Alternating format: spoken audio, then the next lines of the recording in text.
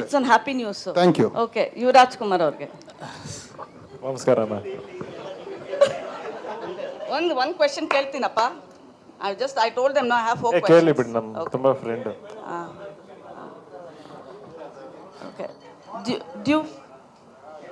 Do you feel privileged, you are, having 3 production houses, but what is your challenge? What is your individual contribution to the film, Andre, as an actor? Of course ಏನೇ ಕೆಲಸ ಮಾಡಬೇಕಂದ್ರೂ 100% effort ಹಾಕ್ಲೇಬೇಕು. And privilege ಅನ್ನೋದಕ್ಕಿಂತ I am very happy I am working with people I seen since I was a child. ಅಂದರೆ ಚಿಕ್ಕ ವಯಸ್ಸಿಂದನೂ ನಾನು like ಎಷ್ಟು cinema ಮಾಡಿದ್ದಾರೆ ಅವರೆಲ್ಲ ನನ್ನ ಫ್ಯಾಮಿಲಿ ಥರ. ಒಂದು ಫ್ಯಾಮಿಲಿ ಜೊತೆ ಕೆಲಸ ಮಾಡೋದು ಅಫ್ಕೋರ್ಸ್ ತುಂಬ ಖುಷಿ ಆಗೇ ಆಗುತ್ತೆ. So you are in the comfort zone. ಹೌದು, ಕಂಫರ್ಟ್ ಝೋನ್ ಓನ್ಲಿ ಪ್ರೊಡ್ಯೂಸರ್ಸ್, ಆದರೆ ಬೇರೆದೆಲ್ಲ ಅದೇನು ಮಾಡಿ. ಇಲ್ಲ, ನಾನು ಇವಾಗ answer. ಒಂದು ನಿಮಿಷ ನಾನು ಮಾತಾಡ್ತೀನಿ ಬಿಡಿ ಮ್ಯಾಮ್. ಕೆಲಸ ಅಂತೂ ಮಾಡಲೇಬೇಕಲ್ವಾ? ಇವಾಗ ಅವ್ರು ಹೇಳ್ದಂಗೆ ಸುಮ್ಮನೆ ಬಂದ್ಬಿಟ್ಟು ಸ್ಕ್ರೀನ್ ಮುಂದೆ ಏನೋ ಒಂದು ಮಾಡಿದ್ರೆ ಜನ ಒಪ್ತಾರ ಅಲ್ವಾ? ಎಂಡ್ ಆಫ್ ದ ಡೇ ಎಲ್ಲದನ್ನು ಜಡ್ಜ್ ಮಾಡಿ ಆನ್ಸರ್ ಕೊಡೋದೇ ಜನನ ಯಾವತ್ತೂ ಮೋಸ ಮಾಡೋಕ್ಕಾಗಲ್ಲ, ನಿಮಗೂ ಗೊತ್ತದು. ಸೊ ನಾನು ಚೆನ್ನಾಗಿ ಮಾಡಿದ್ರೆ ನಾಳೆ ದಿನ ಅವ್ರು ನನ್ನ ಮೆರೆಸ್ತಾರೆ, ಇಲ್ಲ ಅಂದ್ರೆ ಮಾಡಲ್ಲ ಅಷ್ಟೇ. Okay. ಕಂಫರ್ಟ್ ಝೋನ್ ಕಲ್ ಜಸ್ಟ್ ಫಿನಿಶ್ ಇಟ್ ಆಫ್ ಬೇಕು.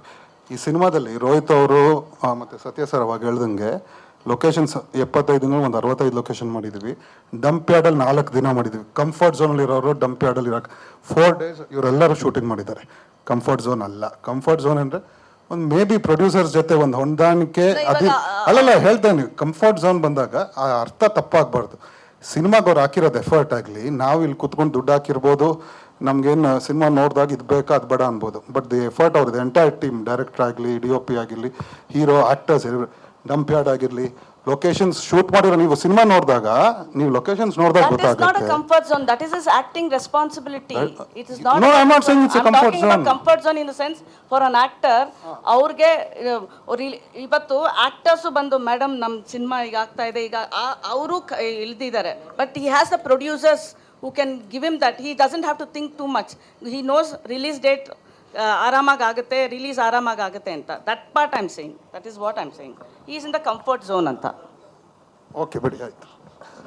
Okay, next time Karti sir, ತುಂಬ ಒಳ್ಳೆ ಬೆಳವಣಿಗೆ ಅನಿಸುತ್ತೆ ಸರ್, ತುಂಬ ಒಳ್ಳೆ ಬೆಳವಣಿಗೆ ಅನಿಸುತ್ತೆ. ಯಾಕಂದರೆ ಒಂದು ಸಿನಿಮಾ ರಿಲೀಸ್ ಆಗೋ ತನಕ 3 ವರ್ಷ 4 ವರ್ಷ ತಗೋತಾ ಇದೆ. ಅಂಥ ಒಂದು ಸಂದರ್ಭದಲ್ಲಿ 9 ತಿಂಗಳಲ್ಲಿ ಒಂದು ಸಿನಿಮಾ ರಿಲೀಸ್ ಮಾಡಿ ಅಂದರೆ ರಿಲೀಸ್ ತಂದಿದ್ದೀರಾ. ಸೊ ಈ ಥರದ್ದೇ ನೆಕ್ಸ್ಟ್ ಬರ್ತಿರೋಂಥ ಪ್ರಾಜೆಕ್ಟ್ಗಳು ಅದೇ ಥರ ಒಂದು ಮಾದರಿ ಇಟ್ಕೊಂಡಿದ್ದೀರಾ ಅಂತ, ಇದೇ ಥರ ಮಾಡೆಲಲ್ಲಿ ಮಾಡಬೇಕು. ಎಲ್ಲ ಸಿನಿಮಾಗೂ ಹಂಗೆ ಅನ್ಕೊಂಡಿರೋದು ಸರ್. ನೀವು ನೋಡಿ ರೋಹಿತ್ ಅವ್ರು ಹೇಳ್ದಂಗೆ ಪ್ಲಾನ್ ಮಾಡಿದ್ದು ಆಲ್ಮೋಸ್ಟ್ ಜೂನ್ 6ಗೆ ಅಂತಲೇ ಶೂಟ್ ಟೈಮು ಆಲ್ಮೋಸ್ಟ್ ಅಲ್ಲಿ ಇಲ್ಲಿಗೆ ಆಯಿತು. ಬಟ್ ತುಂಬ ಒಂದು ಸಿನಿಮಾಗೆ ತುಂಬ ಜನ ಕೈ ಜೋಡಿಸ್ಬೇಕು. ಕೆಲವೊಂದು ಟೈಮ್ ಹಂಗೆ ಹಿಂಗೆ ಆಗುತ್ತೆ. ಬಟ್ ನೀವು ನೋಡ್ದಂಗೆ ನಾರ್ಮಲಿ ರಿಲೀಸ್ ಡೇಟ್ ಅನೌನ್ಸ್ ಮಾಡಿ ನಾವುಗಳು ಮಾಡಿದ್ದೀವಿ. ಮುಂಚೆನೂ ತುಂಬ ಜನ ಮಾಡಿದ್ದು 6 ಮಂತ್ಸ್ ಮುಂದೆ ಹೋಗಿದ್ದಾರೆ, 1 ವರ್ಷ ಮುಂದೆ ಹೋಗಿದ್ದು. ನಾವು ಹೋಗಿದ್ದೆ ಕೇವಲ 1 ತಿಂಗಳು. ಆ 1 ತಿಂಗಳು because of work is almost complete. Last final stages of recording ಅದು ಇದು ನಡೀತಿದೆ. ಬಟ್ ಎಸ್, ಎಲ್ಲ ಸಿನಿಮಾಗೂ ಇದೇ ಅಳವಡಿಸ್ಕೋಬೇಕು. ಅವ್ರು ಹೇಳ್ದಂಗೆ ನಾವಲ್ಲ. ಐ ಥಿಂಕ್ ಇಂಡಸ್ಟ್ರಿ ಇವತ್ತು ಆಚೆ ಕಡೆ ಜನ ಏನು ಮಾತಾಡ್ತಿರೋದು, ಈ ವರ್ಷ ಬಂದಿಲ್ಲ ಅದು ಇದು, ಫಾಸ್ಟಾಗಿ ಸಿನಿಮಾ ಮಾಡಿ ಫಾಸ್ಟಾಗಿ ಮಾಡಿ. ಐ ಥಿಂಕ್ ವಿ ಶುಡ್ ಆ ಥಾಟ್ ಬಂದಾಗ ಇಮಿಡಿಯೇಟ್ಲಿ ಮುಗಿಸಿ ಆ ಸಿನಿಮಾ ಮುಗಿಸಿ ಏನು ಅನ್ಕೊಂಡಿರ್ತಾರೋ ಮುಗಿಸಿದ್ರೆ will also see a lot of successes here. Sir, distributor ಕೂಡ ಆಗಿರೋದ್ರಿಂದ ಸೊ ಈ ಥಿಯೇಟರ್ ಕಲ್ಚರ್ ಅನ್ನೋದು ತುಂಬ ಕಮ್ಮಿ ಆಗ್ತಿದೆ ಕನ್ನಡದಲ್ಲಿ ಅಂತ ಅನಿಸ್ತಾ ಇದೆ. ಇಲ್ವಲ್ಲ ಸರ್? ಇಲ್ಲ, ಪಿಕ್ಚರ್ ಚೆನ್ನಾಗಿ ಕೊಟ್ಟರೆ ಈಗ ಚೂಮಂತರ್ ಈ ವರ್ಷ ಚೆನ್ನಾಗಾಯಿತು. ರೀಸೆಂಟಾಗಿ ಮಾಧವ ಚೆನ್ನಾಗಾಗಿದೆ. ಚೆನ್ನಾಗಿ ಬಂದರು ತಾನೆ ಥಿಯೇಟ್ರಿಗೆ ಬಂದು ನೋಡಿದ್ದು, ಅವ್ರೇನು ಮನೇಲಿ ನೋಡಿಲ್ಲ. ನಾನಂತಿರೋದು ವಿ ಶುಡ್ ಡೆಲಿವರ್.